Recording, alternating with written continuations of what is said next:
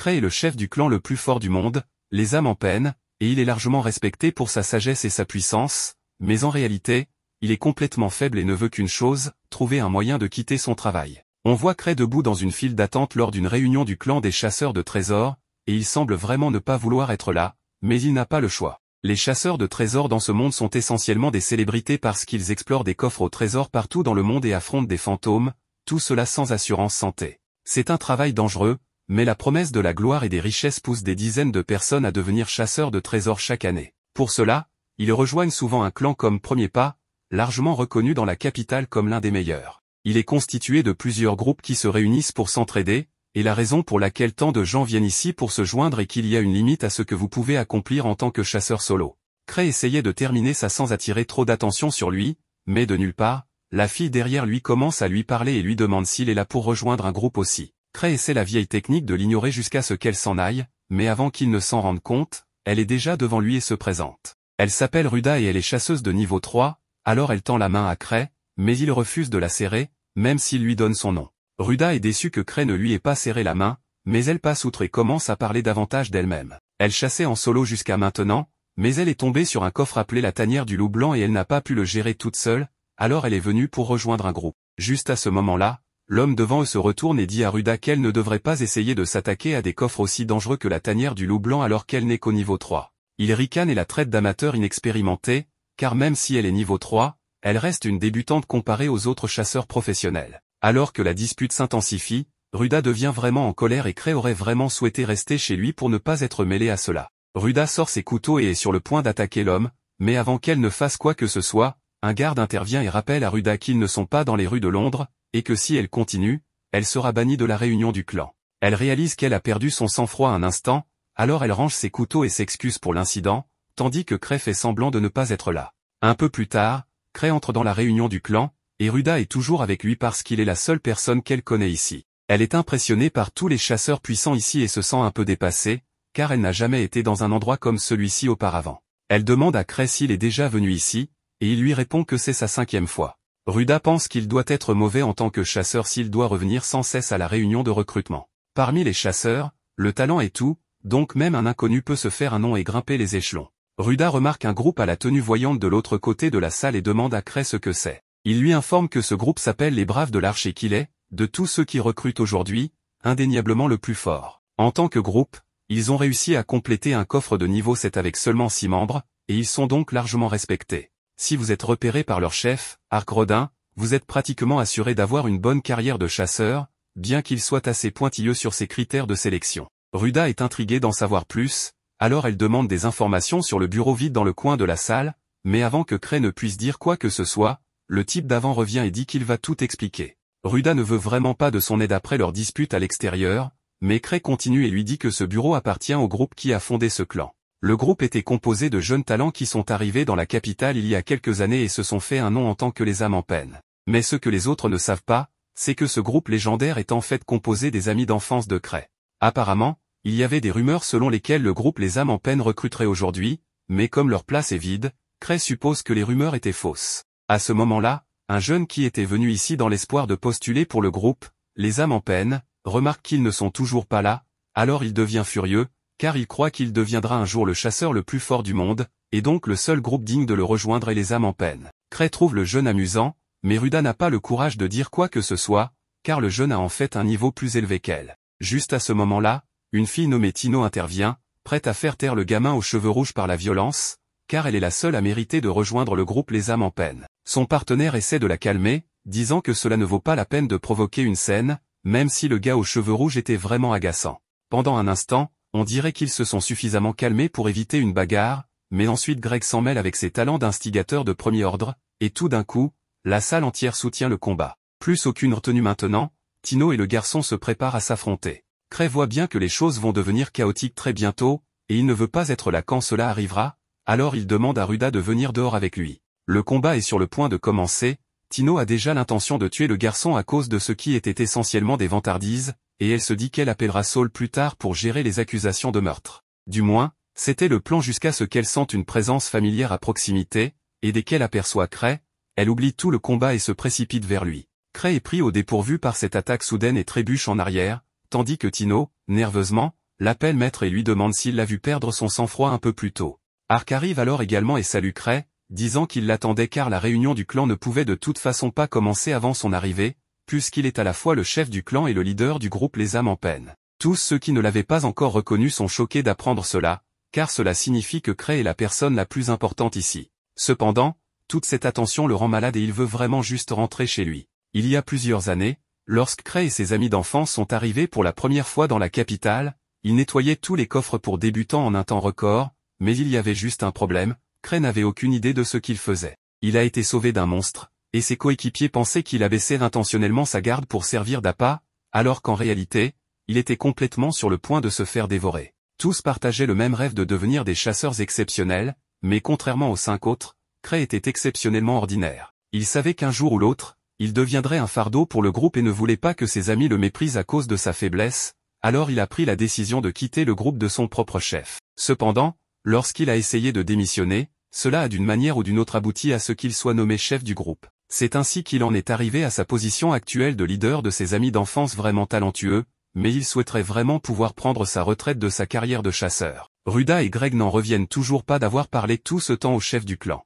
Tandis que Cray est assis sur sa chaise, Ark vient lui demander s'il est arrivé en retard parce qu'il voulait observer la foule comme un simple membre du peuple. Cray nie cela, disant qu'il s'est simplement rendormi, mais Ark ne l'écoute pas et est convaincu que Cray est arrivé tard intentionnellement pour une raison quelconque. Peu importe combien Cray essaie de s'expliquer, les gens le comprennent toujours mal d'une manière qui le fait paraître meilleur qu'il ne l'est en réalité. Tino n'aime pas à quel point Ark est proche de Cray, alors elle veut le faire expulser du clan, mais Cray ne va pas faire ça. Tino est une chasseuse de niveau 4 qui est aussi apprentie de l'une des amies d'enfance de Cray, Liz, donc elle traîne beaucoup autour de lui. Ark demande à Cray s'il a de bons candidats en tête pour le recrutement, mais il n'y a honnêtement pas besoin d'ajouter de nouveaux membres au clan pour l'instant. Cependant, puisqu'Ark ne recrute presque jamais de nouveaux membres, Cray saisit l'occasion et demande si Ark envisagera sérieusement toutes les recommandations qu'il pourrait faire. Ark répond qu'il acceptera n'importe qui choisi par Cray, ce qui est une énorme surprise pour tout le monde, si bien que le vice-capitaine tente de le dissuader d'une décision aussi précipitée. Cependant, Ark coupe court et affirme que quiconque choisi par Cray sera digne de rejoindre son groupe. Tino commence à rougir parce qu'elle pense qu'Ark veut la recommander, mais elle n'aime pas non plus Ark, et elle est un peu tiraillée sur l'idée d'accepter ou non. Tout à coup, le garçon de tout à l'heure, qui s'appelle Gilbert, sort de la foule, et il est totalement prêt à supplier si c'est ce qu'il faut pour être accepté par Cray. Cray essaie de réfléchir à si Gilbert serait un bon choix ou non, mais il abandonne rapidement, car il est un très mauvais juge de caractère. Il n'a aucune idée de comment dire si quelqu'un deviendra fort à l'avenir, alors il décide de laisser cela au pur hasard. Il dit à Gilbert qu'il est prêt à le recommander, mais qu'il a une condition avant cela, en tant que chasseur, la chose la plus importante est de s'assurer de toujours gagner. S'il manque de force, il finira par mettre les membres de son groupe en danger, alors Cray veut qu'il prouve qu'il a la capacité de toujours gagner. Depuis que Cray a commencé sa carrière de chasseur, il n'a jamais perdu, bien que ce soit parce qu'il n'a jamais réellement été dans un vrai combat. Ensuite, Cray retire un de ses artefacts en forme de bague et annonce à tous les chasseurs présents que la première personne qui présentera cette bague à Ark sera acceptée dans son groupe. Sur ce, il jette la bague dans la foule, prêt à regarder le chaos se déchaîner. Le premier à attraper la bague est Gilbert, mais cela ne dure pas longtemps, car une seconde plus tard, Tino saute sur lui et le frappe si fort qu'il traverse la pièce. Gilbert a probablement besoin d'un médecin maintenant, mais personne ne fait attention à lui pour l'instant, car la bague roule sur le sol, et même si tout le monde hésite au début, il ne faut pas longtemps avant qu'ils commencent tous à se battre pour l'obtenir. À ce moment-là, Cray décide de partir, et même si le bar est en train d'être détruit, il se dit que ce n'est pas son problème et rentre chez lui. Cependant, le lendemain matin, cela devient son problème car la bagarre du bar fait la une des journaux. Apparemment, l'endroit entier a été mis à sac à cause du combat, mais heureusement, il n'y a eu aucun civil blessé. À la fin de la journée, en conséquence de ces événements, Eva lui annonce que l'association des explorateurs veut avoir une réunion privée avec lui, et Cray sait déjà que cela signifie qu'ils vont lui crier dessus. Il demande comment Ark a réagi à la nouvelle, et Eva lui dit qu'Ark a plutôt bien pris la situation et l'a même pris à la rigolade. Puisqu'Ark n'est probablement pas en colère, Cray veut profiter de sa bonne humeur pour lui envoyer la facture de la reconstruction du bar et lui demander d'assister à la réunion avec l'association, mais Eva l'informe que la réunion est spécifiquement pour lui, donc il n'a aucun moyen d'y échapper cette fois-ci. Même s'il essaie de l'ignorer, le gestionnaire de l'association, Gar, le traquera comme il le fait toujours, alors Cray cède et accepte d'y aller. Cependant, il prévoit d'utiliser son arme secrète pour en finir au plus vite, pleurer et s'excuser. Il fait également valoir que le seul dommage a été causé au bar, et puisque personne n'a été blessé et que le propriétaire du bar a été indemnisé pour couvrir les réparations, il ne devrait pas y avoir de problème supplémentaire. Gark n'a même pas encore eu l'occasion de crier sur Cray, mais après avoir vu Cray s'excuser, il laisse passer pour le moment. Cependant, même s'il n'y a pas de plaintes officielles contre lui, Cray doit toujours assumer la responsabilité de ses actions, et c'est pourquoi Gark lui assigne une quête qu'il n'a pas le droit de refuser.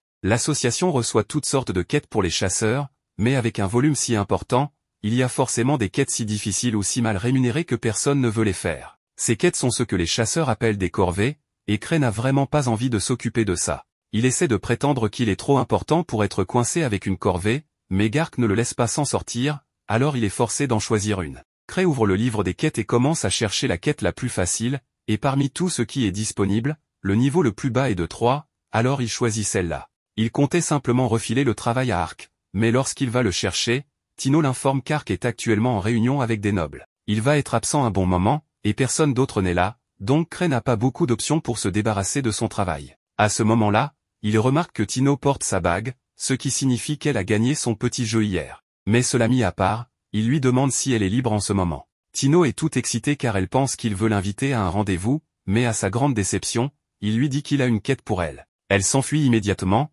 mais même si elle est rapide, Cray a ses moyens pour la rattraper. Il invoque son chien enchaîné, Silver, et lui ordonne de capturer Tino. Peu de temps après, Cray l'a attachée à une chaise pour discuter de la quête avec elle. Tino se sent trahi parce qu'elle voulait juste aller à un rendez-vous avec Cray, mais maintenant, il la force à partir seule pour cette quête minable. Cray lui demande si le problème est qu'elle ne veut pas faire la quête seule, et Tino répond qu'elle n'y serait pas opposée si Cray l'accompagnait. Cependant, cela impliquerait que Cray doive réellement travailler, alors il préfère envoyer Tino en mission avec un groupe de chasseurs qu'il a rencontré hier. Il y a 6 ans, lorsque le groupe de Cray est arrivé pour la première fois à la capitale, ils étaient sur le point d'entrer dans l'association pour s'inscrire officiellement en tant que chasseurs. Mais Cray a commencé à avoir des doutes dès qu'ils sont arrivés à la porte. Luke lui a dit d'arrêter de s'inquiéter autant, puisqu'il était celui qui avait suggéré qu'ils devraient viser à devenir les meilleurs de la capitale. Mais Cray n'est pas inquiet pour la force de ses amis, il s'inquiète parce qu'il sait qu'il ne fera que les ralentir. Luke lui a dit d'arrêter de dire des choses aussi idiotes et a pris l'initiative d'ouvrir les portes de l'association en déclarant qu'il était le plus fort épéiste du monde,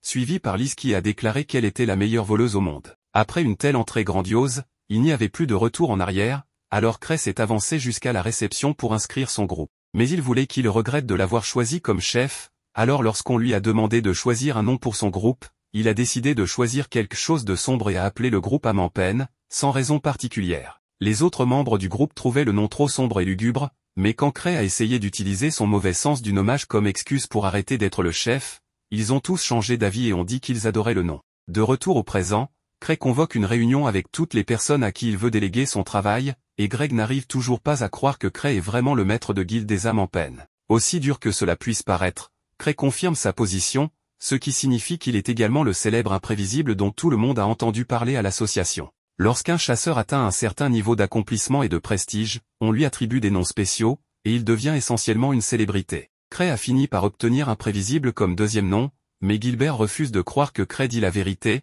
parce que imprévisible est censé être la personne la plus forte de la capitale et Cray donne l'impression qu'il ne s'entraîne jamais. Tino commence immédiatement à défendre Cray et dit que c'est Gilbert qui est trop faible pour comprendre la puissance de Cray, bien que Cray n'ait aucune idée de la puissance dont elle parle, puisqu'il est considéré comme le plus fort uniquement parce que ses amis le couvrent constamment de louanges injustifiées. Cela mis à part, Cray demande à Gilbert et aux autres s'ils veulent accepter la mission, mais Gilbert refuse d'accepter une requête de Cray, car il ne croit toujours pas que Cray soit le plus fort de la ville. Greg essaie d'arrêter Gilbert de parler, car on ne sait jamais ce qui pourrait arriver si la personne la plus forte de la capitale se mettait en colère, mais Gilbert s'en fiche et met ses doigts dans le nez de Greg. Comme Gilbert semble ne pas vouloir participer, Cray abandonne l'idée de le convaincre et se tourne vers Greg. Greg est plus qu'heureux d'accepter la demande de Cray, donc le seul qui reste est Ruda. Comme la quête va se dérouler dans une tanière de loup, Cray pense que ce serait parfait pour elle puisqu'elle essayait déjà de la vider. Ruda n'est pas vraiment ravie de la sélection de ses coéquipiers, mais elle dit qu'elle ira avec eux. Cray est content de l'entendre, alors il dit à Tino que si elle a besoin de plus d'aide,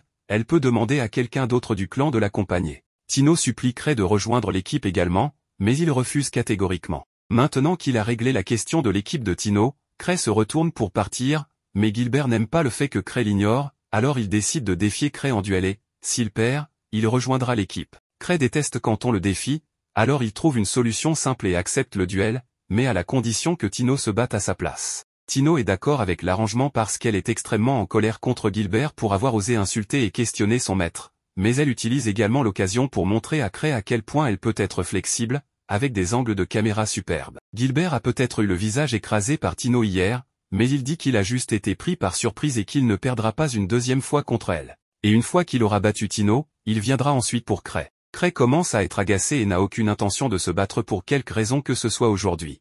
Mais comme Gilbert semble si confiant, Cray l'informe que Tino est de niveau 4, tout comme lui. Tino ajoute qu'il est impossible qu'elle perde contre quelqu'un comme lui, et pour affirmer sa dominance, elle laisse tomber ses armes au sol. Ruda et Greg commencent à s'inquiéter, car même si Tino est plus forte, se battre sans armes la mettrait dans une situation désavantageuse. Dans des circonstances normales, Tino gagnerait ce combat, car même si les deux sont du même niveau, Tino a gagné tous ses niveaux lors de missions en solo et elle a beaucoup d'expérience en combat contre des humains. Elle devrait donc pouvoir gagner même sans ses armes. Mais Gilbert possède l'épée de flamme pérorale, et c'est assez pour changer la donne en sa faveur s'il l'utilise correctement. Ou du moins, cela aurait été le cas s'il n'avait pas jeté son épée et décidé de se battre à main nue également. C'était sans aucun doute une décision stupide, mais Gilbert refuse d'être méprisé, alors il veut se battre à armes égales avec Tino. Tino est maintenant certaine qu'elle peut gagner, alors elle dit qu'elle veut aller manger une glace avec Cray après avoir mis une raclée à Gilbert. Au début du match, elle charge et frappe le visage de Gilbert. Il parvient à esquiver la première frappe,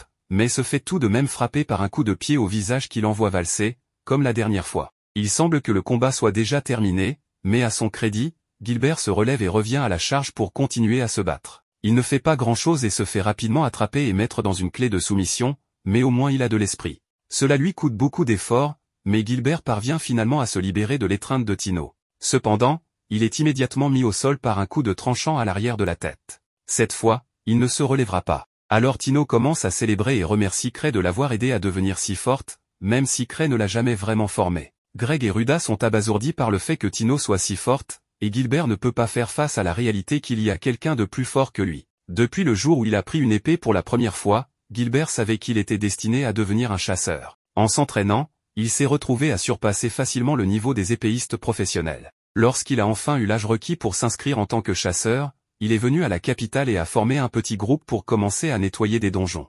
Jusqu'à présent, il n'avait jamais goûté à la défaite, mais même si elle ne l'aime pas, Tino peut apprécier que Gilbert soit un épéiste compétent. Elle l'encourage donc à reprendre son épée s'il veut continuer à se battre. Gilbert refuse à cause de son orgueil, et Tino est déçu parce que la fierté insensée comme cela ne fait que vous mener à la mort. Aussi dur que cela puisse être à admettre, Gilbert sait que Tino a raison, et si cela avait été un vrai combat, il aurait déjà été tué plusieurs fois. Il doit affronter la réalité qu'il n'est pas aussi fort qu'il le pensait. Mais à ce moment-là, Cray l'interpelle et devine que Gilbert a dû quitter son ancien groupe à cause d'une différence de force. Gilbert est choqué parce que Cray a tout à fait raison.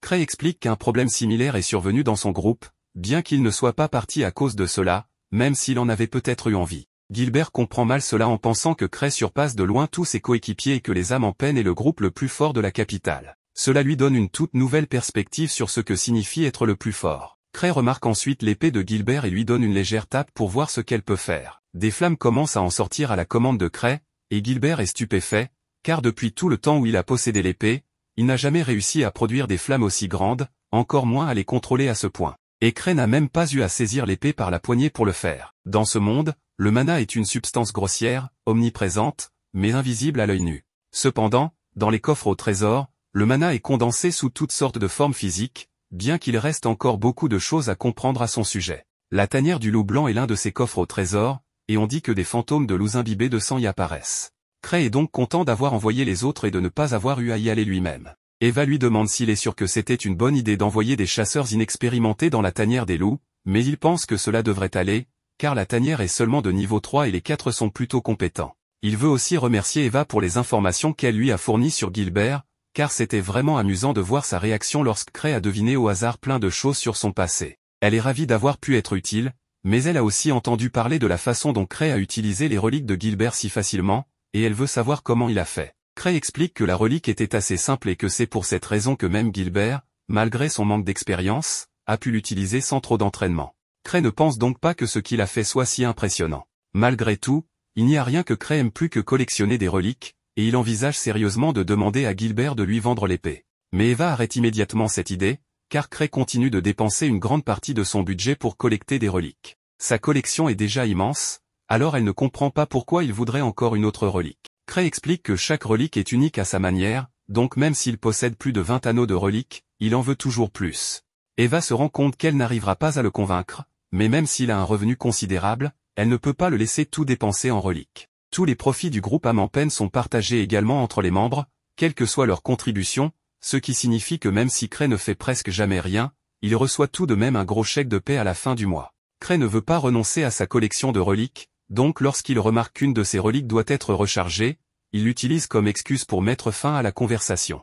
Il va voir un membre de l'association et lui demande de l'aider un peu à recharger sa relique avec de la magie. Ils sont heureux de l'aider, car Cray fait toujours beaucoup pour eux. Pendant que la relique de Cray est rechargée, l'homme lui parle d'un fantôme qui est apparu sur la route du Nord et a détruit une caravane. Il y avait 3 chasseurs de niveau 3 qui gardaient la caravane, donc le fantôme devait être puissant, et les chevaliers du 3e ordre recrutent maintenant pour une mission d'extermination.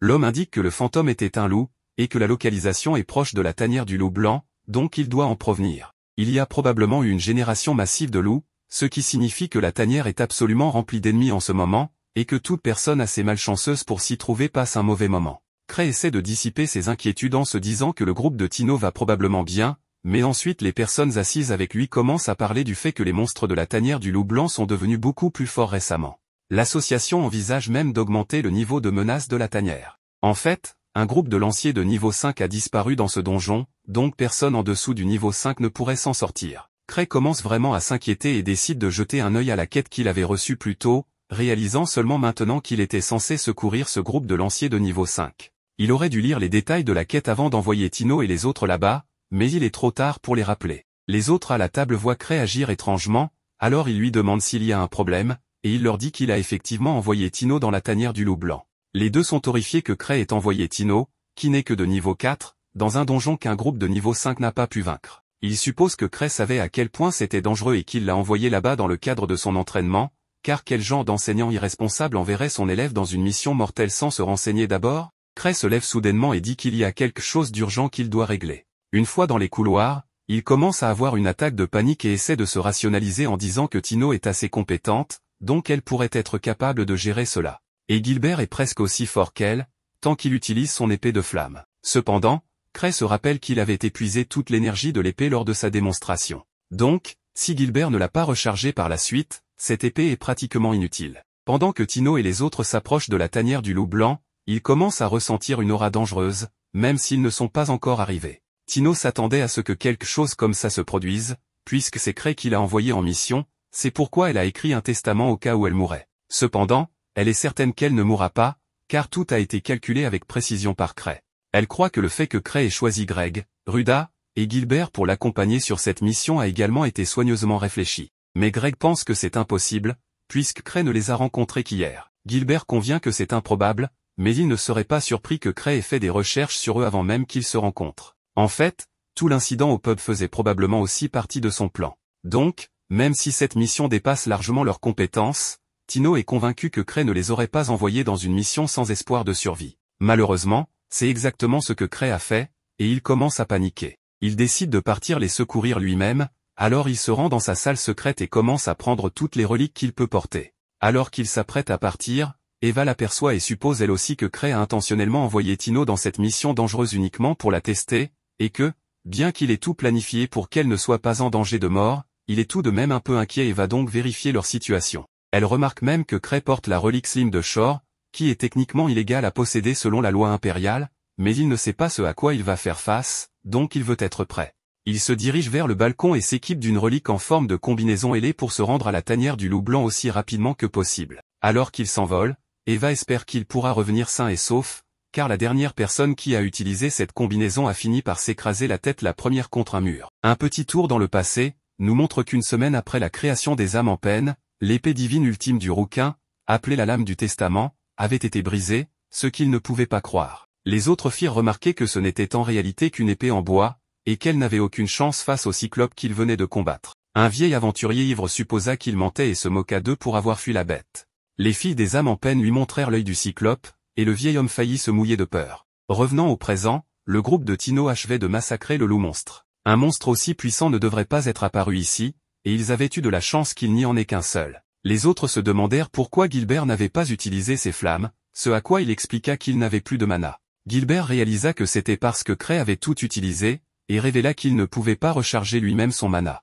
Les autres pensèrent qu'il devrait se retirer, car les personnes qu'il devait secourir étaient probablement déjà mortes, mais Tino refusa. Elle expliqua qu'il n'était pas là pour ramasser les morts et que ces personnes étaient toujours en vie. Tino déclara que les décisions du maître étaient infaillibles et que l'épuisement du mana de l'épée purgatoriale faisait sûrement partie de son plan. Elle pensa que Cray ne voulait tout simplement pas qu'il dépende des reliques. Ils arrivèrent finalement à la tanière des loups blancs, où ils constatèrent que les loups y étaient beaucoup plus grands que d'habitude. La tanière avait été créée pour les loups originaux, qui étaient beaucoup plus petits, donc les plus grands étaient un peu à l'étroit à l'intérieur. Il serait donc préférable de se précipiter à l'intérieur pour combattre plutôt que de laisser les bêtes avoir plus d'espace à l'extérieur. Gilbert prévoyait d'entrer en premier, mais Tino l'insulta à plusieurs reprises et le traita même d'idiot. C'était son devoir de garder tout le monde en vie, et se précipiter était la chose la plus stupide qu'elle ait jamais entendue. Cray la testait évidemment pour voir comment elle se débrouillait en tant que chef, alors elle devait garder tout le monde en vie. Tino décida que les filles attireraient les monstres vers l'avant, car elles étaient plus agiles, tandis que les garçons s'occuperaient de la ligne arrière. En tant que chef, elle refusait de laisser qui que ce soit se sacrifier comme bouclier. Pendant ce temps, Cray volait dans les airs, et ses pensées étaient bien différentes de celles de Tino, puisqu'il espérait simplement qu'elle était en vie et qu'elle n'hésiterait pas à utiliser le reste du groupe comme boucliers humains si nécessaire. Le groupe de Tino entra en bataille, mais leurs adversaires étaient bien plus puissants qu'eux. Cependant, leur principal atout était le travail d'équipe. Le groupe gagna son premier combat, et Tino fut contente que l'ennemi n'ait aucun concept de coopération. La bataille continua alors que de nouveaux monstres apparaissaient, et Tino pensa que leur petite équipe improvisée n'était pas si mauvaise. Gilbert avait une grande bouche, mais il était assez fort. Ruda n'était pas trop arrogante, et elle était experte pour localiser les ennemis. Greg avait beaucoup d'expérience et savait bien se coordonner avec les autres. Tino remercia Cray d'avoir réuni une si bonne équipe et le qualifia même de dieu. Un retour en arrière montra les problèmes que Gilbert avait eus avec son ancien groupe, qui ne pouvait pas le suivre, ce qui l'avait poussé à quitter le groupe, rempli de colère. Il réalisa maintenant qu'il ne prenait pas en compte les sentiments des autres, et qu'il était en réalité agréable de se battre en équipe. Le groupe remporta une autre bataille, et Gilbert déclara qu'il venait à peine de s'échauffer. Peu de temps après, Tino sentit que le chef du donjon était proche. Les autres pensaient qu'il était enfin temps de fuir, mais Tino fit remarquer qu'ils étaient arrivés aussi loin sans une égratignure, donc ils devraient aussi être capables de gérer le boss.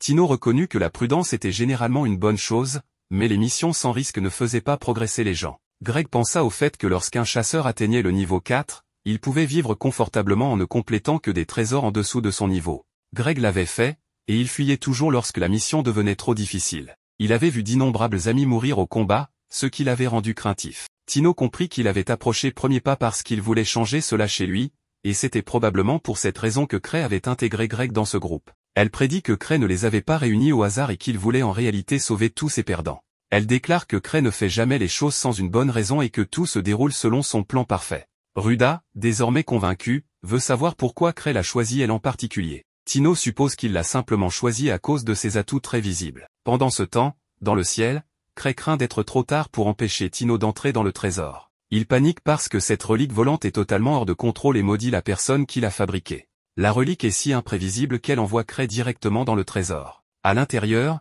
le groupe de Tino est horrifié lorsqu'il rencontre le boss, car il est bien trop grand. Tous prennent la fuite, et Greg se demande, une fois de plus, si c'est le bon moment pour battre en retraite. Tino refuse d'abandonner l'une des épreuves de Cray et élabore un plan. Le boss ne porte pas de casque, ce qui en fait son point faible. Les garçons distraient la bête géante avec quelques attaques, et Ruda est impressionné en voyant que Tino ne montre jamais aucune peur. Greg se retrouve dans une position dangereuse lorsque son épée est détruite, mais Ruda réussit à le sauver à temps.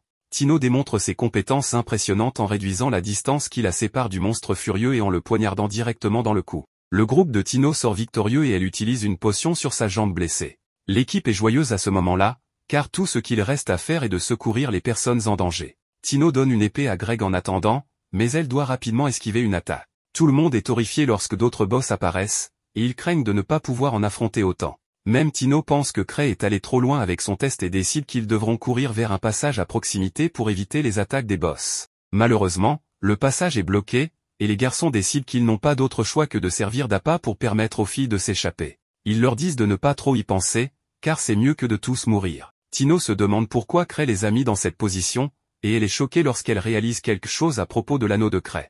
Elle rappelle aux autres qu'ils ne sacrifieront personne et qu'ils doivent viser les yeux des boss. Elle envoie à nouveau tout le monde distraire l'une des bêtes, et Ruda réussit à lui faire fermer les yeux. Tino se souvient alors du moment où Cray lui avait montré comment utiliser la relique qu'elle avait gagnée de lui. Elle utilise cette relique sur le boss et le rend complètement aveugle. Les autres envoient Gilbert pour porter le coup fatal, mais Tino sent que quelque chose ne va pas. Il est cependant trop tard, car Gilbert est frappé par le monstre et s'excuse d'avoir échoué. Tino prend la responsabilité de ne pas avoir été un meilleur chef et admet qu'ils sont perdus, alors que les 4 boss s'approchent d'eux. Juste à ce moment-là, tout le monde est stupéfait lorsque Cray s'écrase dans le trésor. Cray salue Tino, et Greg remarque que les monstres semblent avoir peur de Cray pour une raison inconnue. Les monstres essaient d'attaquer Cray, mais son bouclier le protège, et les monstres sont choqués. Cray provoque les bêtes en expliquant qu'il possède 17 vies et utilise l'une de ses reliques pour lancer une attaque. Cette attaque est incroyablement puissante, illuminant toute la caverne, et Greg est choqué de voir ce que représente le niveau 8. Cray se demande pourquoi il y a autant de monstres terrifiants ici,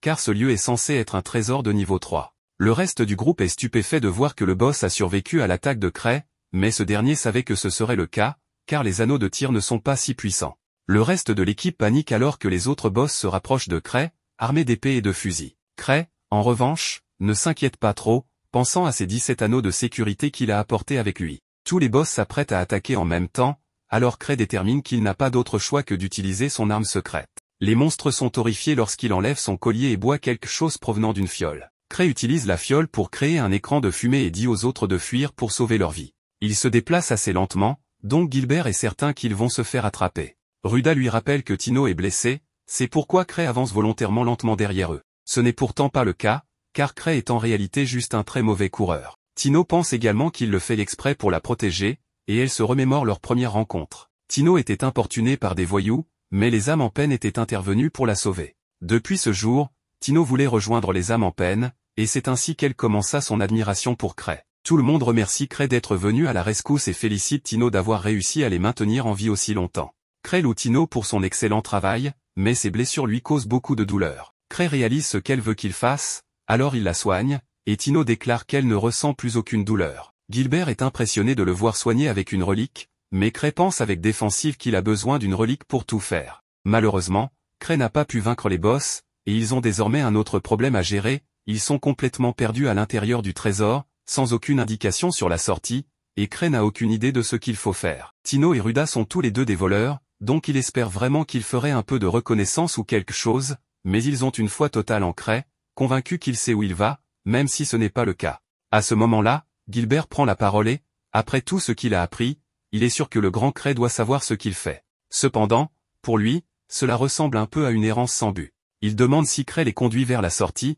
mais avant que Cray ne puisse répondre, Tino intervient et lui dit que ce chemin ne mène pas à la sortie. Elle a une idée approximative de la disposition du repère, car elle a vu une carte, et elle sait qu'il se dirige dans la direction opposée à la sortie, donc Cray doit avoir ses raisons. Ruda a également une confiance totale en lui, mais elle aimerait que Cray leur dise au moins où ils vont, mais il reste silencieux. Finalement, ils arrivent à une bifurcation, et Cray choisit un chemin au hasard, mais alors qu'ils tournent, tout le monde reste sous le choc parce que Cray vient de les mener aux chasseurs blessés qu'ils étaient venus secourir. Bien sûr, Cray n'a toujours aucune idée de ce qu'il fait, et comme tout le monde semble se diriger vers l'autre chemin, il les suit. Lorsqu'il voit qu'il s'occupe des chasseurs blessés, il est étonné que Tino les ait remarqués, car lui-même n'aurait jamais pu les voir. Le chef du groupe blessé s'appelle Dave, et il remercie Tino de les avoir secourus, mais Tino lui dit qu'il devrait plutôt remercier Cray, car il n'aurait jamais pu arriver ici sans lui. Cray dit à tout le monde qu'il a simplement deviné la direction à prendre, donc il ne mérite pas de louanges, mais personne ne le croit et pense qu'il fait simplement preuve de modestie. Cela mis à part, Ruda a donné aux chasseurs blessés quelques potions pour les aider à se rétablir, mais ils perdent toujours beaucoup d'énergie car ils n'ont pas mangé depuis longtemps. À ce moment-là, Cray pense à la solution parfaite, car il avait apporté un sac magique avec lui, contenant une quantité quasi infinie de chocolat. Greg dit à Dave qu'il est content qu'il aille bien, car lorsqu'il avait entendu qu'une équipe de niveau 5 avait disparu dans ce donjon, il s'inquiétait qu'il leur soit arrivé quelque chose de terrible. Dave lui explique qu'ils ont juste réussi à survivre, et Gilbert trouve cela difficile à croire, car bien que les loups soient forts, il est impossible qu'une équipe de niveau 5 soit submergée par des monstres de ce niveau. Cependant, Dave ne parlait pas des loups, mais d'un petit fantôme recouvert d'os qui a décimé leur équipe à lui seul. Quelle que soit cette créature, elle est l'incarnation pure d'une rancune, ayant le contrôle total du repère. Il s'agit très probablement de la malédiction de la lune d'argent qui réside dans ce lieu, représentant la rancune et le ressentiment de tous les monstres tués et devenus à cause du repère. Elle a gagné en puissance jusqu'à devenir un véritable monstre. Dave et le reste de l'équipe sont considérés comme les meilleurs en matière de force, mais chacun d'entre eux était complètement impuissant face à cette créature, au point que Dave qualifierait le monstre de rival de 1000 lames, un membre des âmes en peine. Millam est largement et incontestablement considéré comme le meilleur épéiste de la capitale, ayant étudié toutes les techniques d'épée orthodoxe et utilisé ces techniques pour en apprendre encore plus. C'est un prodige incommensurable qui peut abattre des ennemis par dizaines, et tout cela avec une épée en bois. Luke n'est pas un adversaire à prendre à la légère, donc Cray pense qu'il est exagéré de dire qu'un fantôme est aussi fort que lui. Après tout, si un tel fantôme existait vraiment, Luke l'aurait chassé depuis longtemps. Mais étant donné que le fantôme a complètement anéanti une équipe de niveau 5, Cray ne pense pas que Tino et son équipe puissent le vaincre. Ainsi, il regrette vraiment de ne pas avoir confié cette mission à Ark pour éviter d'avoir à s'en occuper. Dave continue en disant que le monstre jouait essentiellement avec leur vie, donc il ne les a pas tués immédiatement lors du dernier combat, mais s'il le rencontre à nouveau, il les éliminera sans aucun doute. Ruda se tourne vers Cray et lui demande ce qu'il doit faire, mais Cray est intérieurement terrifié, car il n'était pas mentalement préparé à affronter cela.